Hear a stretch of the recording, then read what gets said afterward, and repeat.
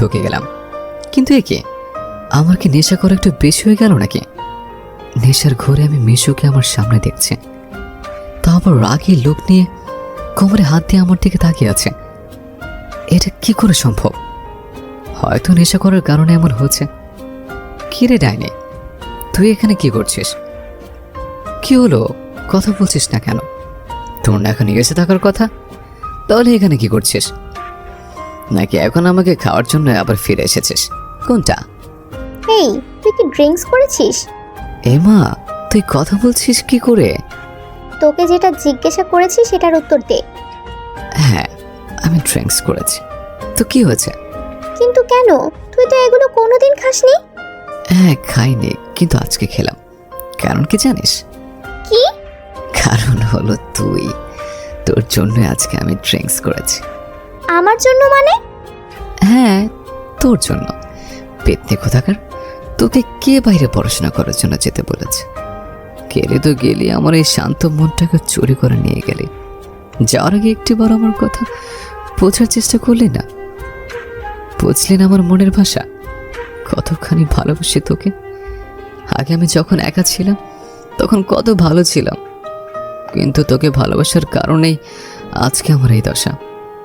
এই ডাইনিটা যে শুনলো চুরিয়েছে, জ্বর ভিসা তৈরি হয়ে গেছে, সাথে সাথে লাফিয়ে চলল ইউএসএ।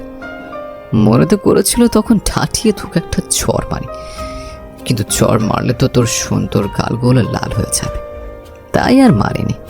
কিরে, এখন আর কোনো কথা বলছিস না কেন? জানি তোর এখন বলার মতো কোনো কথা নেই, তবে জেনে রাখ, বাইরে তো পড়তে গেলে, কিন্তু সেখানে যদি আমাকে ছেড়ে অন্য কোনো ছেলের সাথে সম্পর্ক করিস, তাহলে ঠাঠিয়ে তোর গায়ের ছাল তুলে নেব। অবশ্য তোর তো কোনো গ্যারান্টিও নেই। আমার কথা শুনে মিশু রাগে আগুন হয়ে গেছে, বারে বারে শুধু জোরে জোরে শ্বাস নিচ্ছে, আর মুখটা কেমন যেন করছে। এই দেখ, মুখটা আমার প্যাঁচার মতো করবি না, দেখতে একদম সত্যিকারের পেত্নের মতো লাগছে। যদিও তুই আসলে দেখতে পেত্নের মতোই, কিন্তু সেটা জানার পরেও আমার মতো হ্যান্ডসাম ছেলে তোকে ভালোবেসেছে। এটা তোর কপাল, বুঝলি? তুই যদি মুখটা এমন করে রাখিস, তাহলে কিন্তু আমি তোর ঘাটটা ধরে এমন করে লম্বা একটা কিস করে দেব। যেই বলা সেই কাজ। নেশার ঘরে ওকে কিস করে ফেললাম।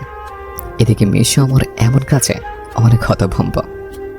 কে রে, তোর ঠোঁটগুলো তো মিষ্টি কেন?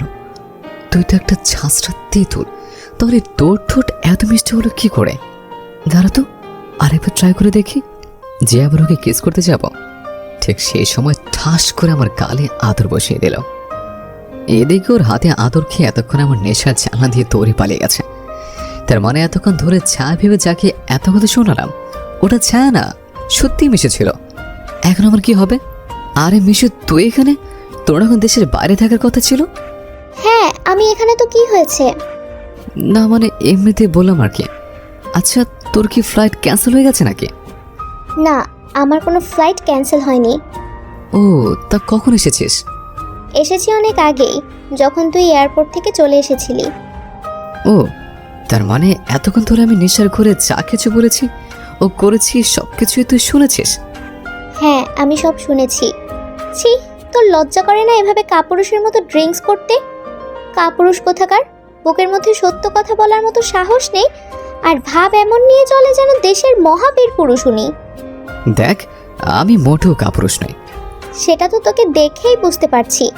সাহস করে দুটো কথা বলার মতো সাহস আছে তোর?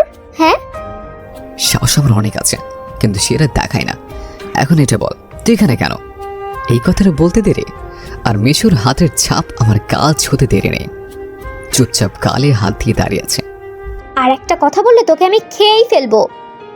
কিন্তু ব্যাটা গজারু কোথাকার, আবার কথা বলিস?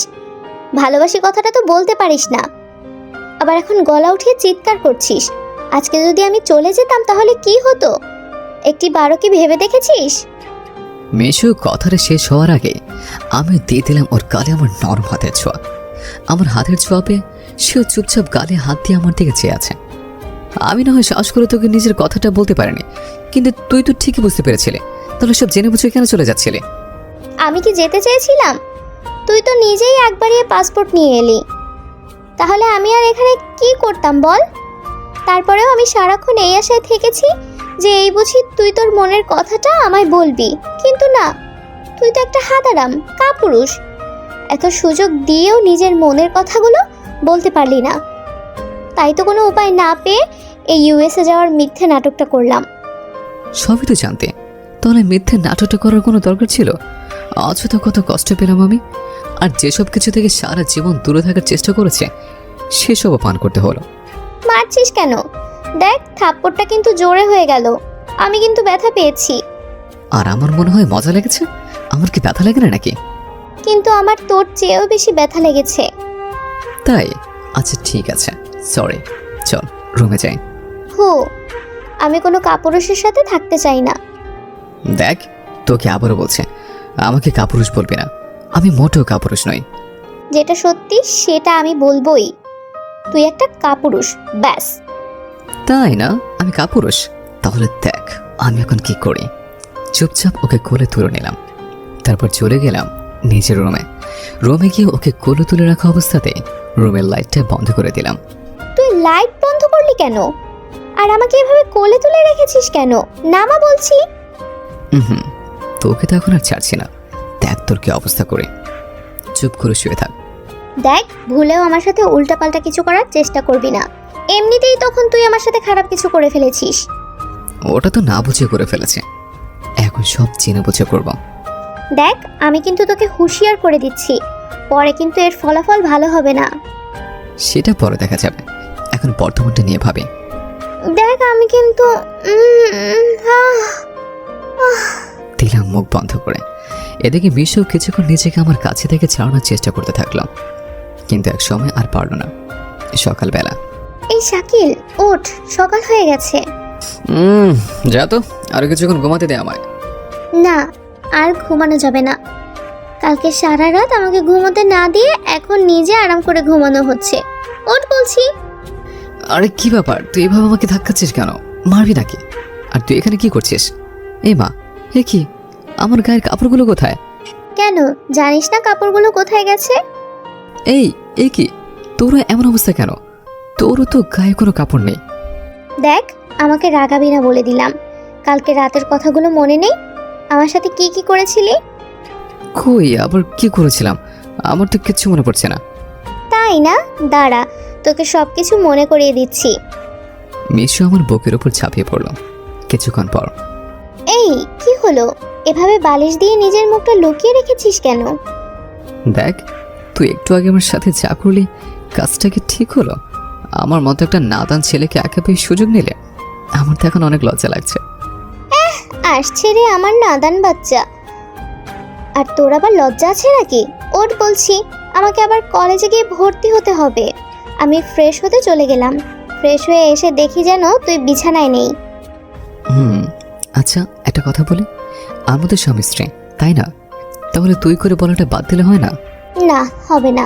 আমি তোকে সারা জীবন তুই করেই বলবো, সাথে তুইও আমাকে তুই করেই বলবি। কিন্তু লোকে শুনলে কি বলবে বল? লোকের কথায় আমার কিছু আসে যায় না। এখন যা বললাম সেটা কর। আমি ফ্রেশ হতে গেলাম। মিশে চলে গেল ফ্রেশ হতে। এদিকে আমি আর শুয়ে না থেকে বিছানা থেকে উঠে গেলাম। নইলে যদি মিশু এসে আবার বিছানা শুয়ে থাকতে দেখে তাহলে আমাকে আস্ত খেয়ে ফেলবে। এই মেয়ের কোনো ভরসা নেই, আস্ত একটা পাগলি সে। তবে যেমনই হোক, তারপরেও সে তো আমারই বউ।